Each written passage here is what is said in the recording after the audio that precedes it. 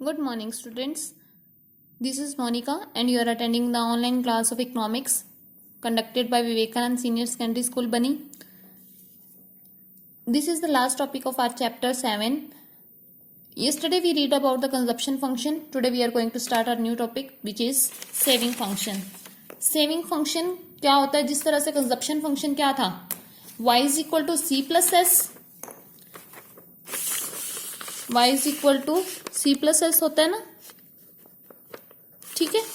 तो C अपन ने पढ़ लिया कल, कंजप्शन फंक्शन जो हमारी इनकम होती है, अब हमने डिस्कस किया कि दो चीजों पे जाती है, या फिर कंजप्शन पे या फिर सेविंग पे। कंजप्शन फंक्शन कल अपन ने पढ़ा, आज हम पढ़ रहे हैं सेविंग फंक्शन। तो देखिए क्या होता है saving function. Saving function income, वो कहते हैं कि जो इनकम होती है हमारी, या तो हम जो करते हैं कंज्यूम करते हैं या फिर हम सेव करते हैं। जैसे कि मैंने अभी आपको बताया वाई क्या होता है, सी प्लस एस होता है। C means consumption, S means saving. तो वो कहते हैं कि हमने डिस्कस किया है कि कैसे सी बिहेव करता है जब हमारी इनकम राइज होती है या फिर इनकम कम होती है। जैसे सी इंक्रीज हो जाता है, कंजप्शन इंक्रीज हो जाती है इनकम के बढ़ने से। कंजप्शन क्या हो जाती है, इंक्रीज हो जाती है वाई के बढ़ने पे, और कंजप्शन जो है वो डिक्रीज हो जाती है वाई के डिक्रीज होने में। ठीक है, ये चीज अपन ने डिस्कस की थी। तो वो कहते हैं कि अब अपन क्या डिस्कस करने वाले हैं कि एस कैसा बिहेव करता है वाई के अकॉर्डिंग, कि अगर वाई बढ़ेगा तो एस कैसा होगा, और अगर वाई कम होगा तो एस किस तरह से होगा। तो सेविंग फंक्शन की डेफिनेशन क्या है? द फंक्शनल रिलेशनशिप बिटवीन, क्या होता है सेविंग फंक्शन? ये रिलेशनशिप होता है सेविंग और वाई का, सेविंग और इनकम का, जिसे हम बोल देते हैं सेविंग फंक्शन। अभी कह रहे हैं कि वंस वो कहते हैं कि एक बार जब सेविंग फंक्शन हमारा कंप्लीट हो जाता है, उसके बाद हम हमारा कंजप्शन फंक्शन कंप्लीट हो जाता है, तो हम सेविंग फंक्शन की बात करते हैं, और हम उसे इजीली निकाल भी सकते हैं, डिराइव कर सकते हैं। देखिए हमने जो पिछला एग्जाम्पल किया था, हमारी वाई क्या थी, 0 से शुरू हो रही थी, ठीक है। और यहाँ पे हमारी कंजप्शन क्या थी, कंजप्शन क्या थी हमारी, ये थी 20। और जब हमारी इनकम 50 हुई तो हमारी कंजप्शन हो गई 60। जब हमारी इनकम हो गई 100 तो ये दोनों इक्वल हो गए, जिसे हम कल डिस्कस किया था, ब्रेक इवन पॉइंट भी बोलते हैं। जब इनकम 150 हो गई तो हमारी कंजप्शन कितनी हो गई, 140। मतलब यहाँ पे ये कम होने लग गई, ठीक है। यहाँ ये दो तक क्या थी, जो हमारी इनकम थी वो क्या थी, लेस देन थी कंजप्शन से। यहाँ पे दोनों इक्वल हो गए, और यहाँ पे जो इनकम है वो इंक्रीज हो गई सी से। ये चीजें हमने डिस्कस की थी कल, जस्ट टू रिमाइंड यू। अब सेविंग फंक्शन में क्या है, सेविंग कैसे निकालते हैं? Y is equal to C plus S होता है ना, तो सेविंग कैसे निकलेगी? देखो वाई माइनस सी कर देंगे तो एस निकल जाएगा, तो यहाँ पे सेविंग माइनस नेगेटिव में आएगी। यहाँ पे 50 माइनस 60 करो, -10, यहाँ पे 0 और यहाँ पे 10, ठीक है। तो ये हमारा सेविंग फंक्शन निकल गया। अब इसके बाद क्या है, वो तभी वो बोल रहे हैं कि एक बार कंजप्शन फंक्शन अगर आप निकाल लेते हो तो वहां से सेविंग फंक्शन को डिराइव करना बहुत ही इजी होता है। अब इसके बाद देखो, यहाँ पे यहाँ तक अपन ने डिस्कस कर लिया है, -20, -10, 0 और 10। अब वो इन्होंने ये टेबल को, शेड्यूल को हमारे एक्सप्लेन किया है कि जब s -20 है तो हमारी इनकम कितनी है, 0। और जब हमारी c 20 हो रही है, जब हमारी कंजप्शन क्या है, 20 हो रही है, तो हमारी y क्या है, 0। पर अगर जहां पे इस y c प्लस एस की इक्वल होता है, तो अगर c दी हुई है, y दिया हुआ है, तो s हम निकाल सकते हैं, जैसे अभी हमने निकाल ली है। और यहाँ पे हमारी s आ जाएगी -20। जैसे जैसे सेविंग इंक्रीज होगी, जैसे जैसे सेविंग इंक्रीज होगी, वैसे वैसे हमारी कंजप्शन कम होती जाएगी। देखो जैसे यहाँ पे सेविंग इंक्रीज होनी शुरू हुई है, तो यहाँ पे ऑटोमेटिकली यहाँ पे कंजप्शन कम हो गई थी ना, 140। जब एक इंडिविजुअल सेव करना स्टार्ट कर देगा तो ऑटोमेटिकली उसकी कंजप्शन तो कम हो जाएगी। तो यहाँ पे वो सेकंड पॉइंट में बता रहे हैं कि जैसे जैसे इनकम इंक्रीज होगी वैसे वैसे हमारी सेविंग भी इंक्रीज होगी। इससे ये इंप्लाई करता है कि ये यहाँ से ये चीज निकल के आती है कि जो एस है वो पॉजिटिवली रिलेटेड है वाई से। जैसे सी भी पॉजिटिवली रिलेटेड है, उसी तरह से वाई भी एस के साथ पॉजिटिवली रिलेटेड है।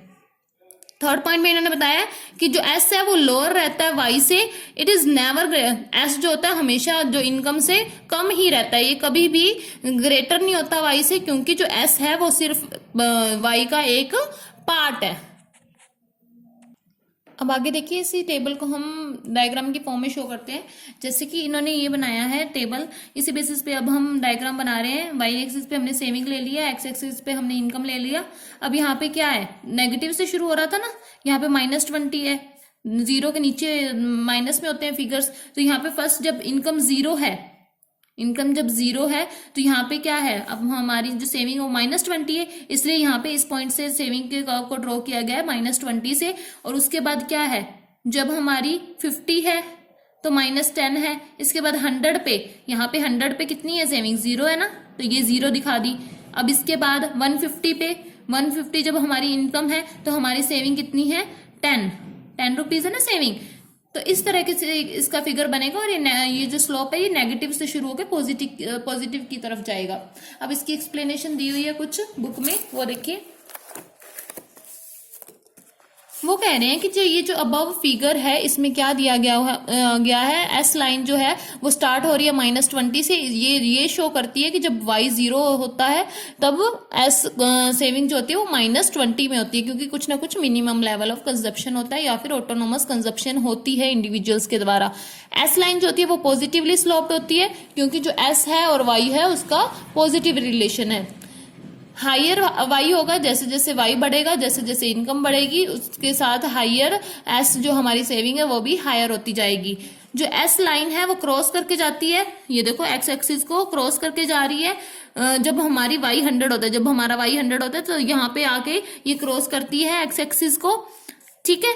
When y is equal to 100, s is negative. When y greater than 100, s is positive.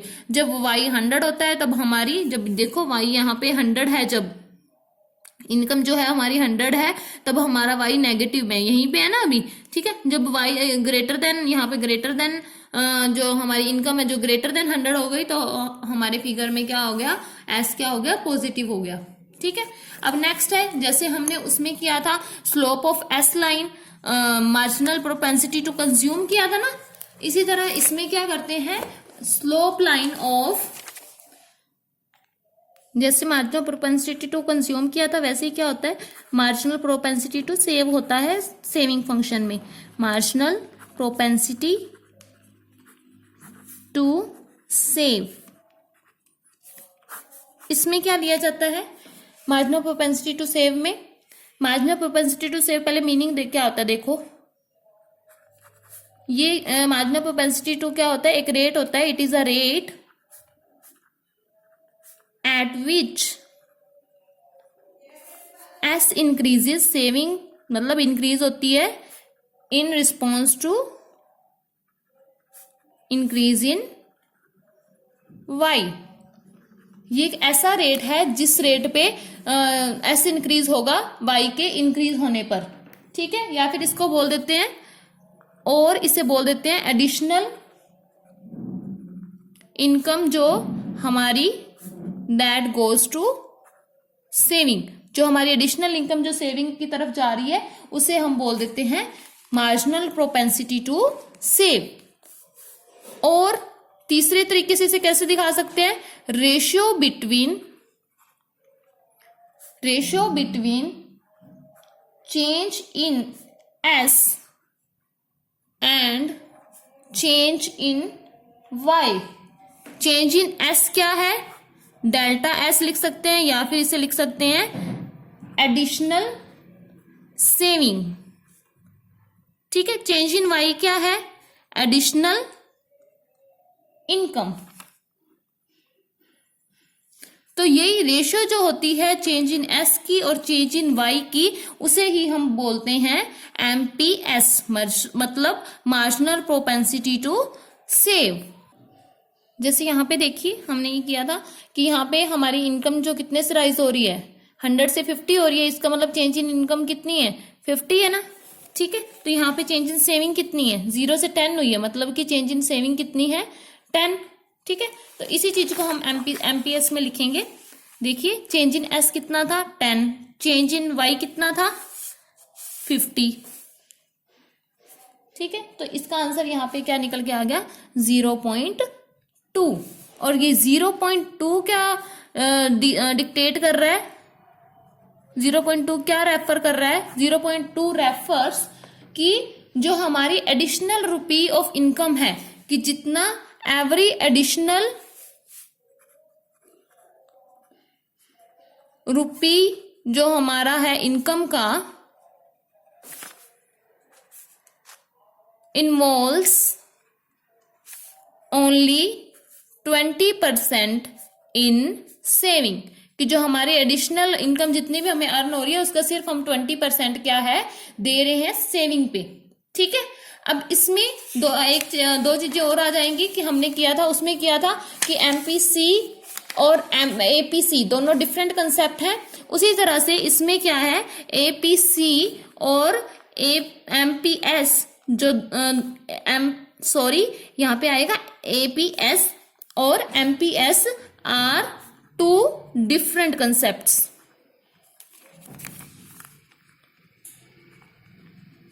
ठीक है, देखिए कैसे